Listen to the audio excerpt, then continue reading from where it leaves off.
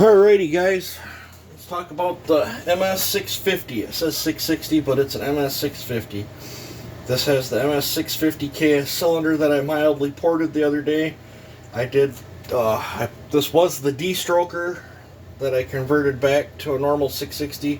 It is aftermarket cases, gas tank, chain brake, side cover handlebar, a few other parts, but it does have OEM crank.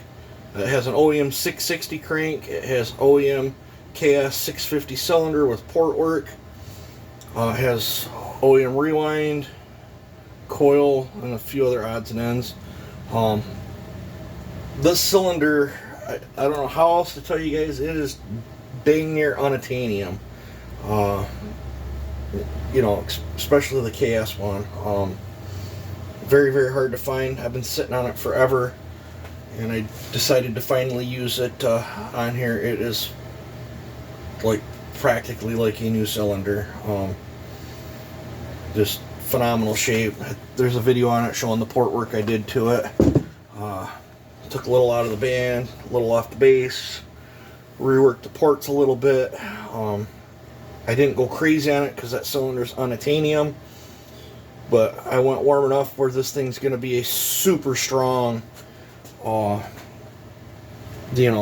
everyday work saw. Like, you could go out and work this thing, log it or whatever, and I'm sure it would hold up just fine.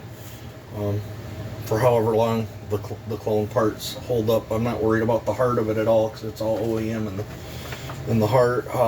With this Chinesium filter, I'll show you. With this highly restrictive papered Chinesium filter, with the mild port work, it put up 8.82 horse, 5.57 foot-pounds of torque. Big old huge power band. Like I said, I built this for working, not playing. This would be an absolute phenomenal work saw. Super crispy throttle, pulls like a freight train. That thing just sounded amazing on Joe's dyno.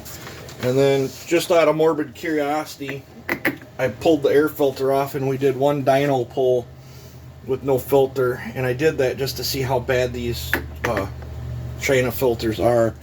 And she jumped up without even touching carb tune or anything on that, just from doing a filter, pulling the filter off. So this saw would benefit tremendously with a max flow.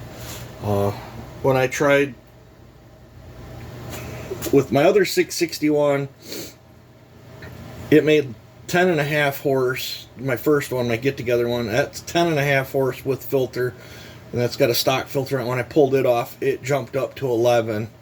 And when I tried that on my second 661 that made 11 with the max flow, I pulled the filter off and it hardly changed at all. So that max flow does flow quite a bit more air. So I think this saw would benefit tremendously. And the arch just basically got a little bigger, but this is with no filter. I had Joe print both graphs off. So and I suspect with a little bit more, because I suspect with a little bit more muffler, a max flow and a little bit more muffler mod, this saw would probably be up to, probably 9.25 or so. Because it's just got a deflector here that I added to it. I believe this is still just a stock hole. So I would think with a little bit more muffler mod, she might pick up a little bit more. But either way, there's the ms650 dyno results. And I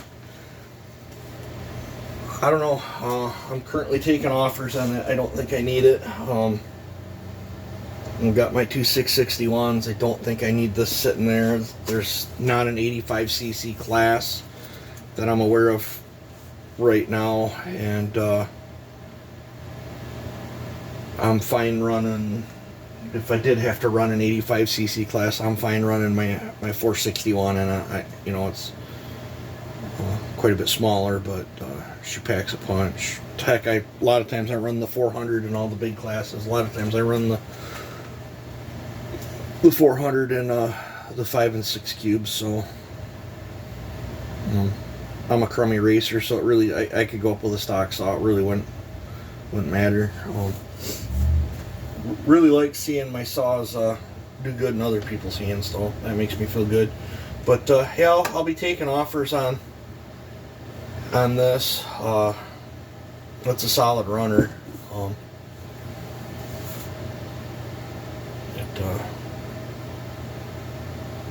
All the years I've been dinking with saws, I've only ever had one of them cylinders cross my bench, so they're pretty rare. I'd say that's probably a rarer cylinder than the slant fin 10mm 44 KS cylinder, in my opinion. But yeah, so you guys take it easy and have a good one.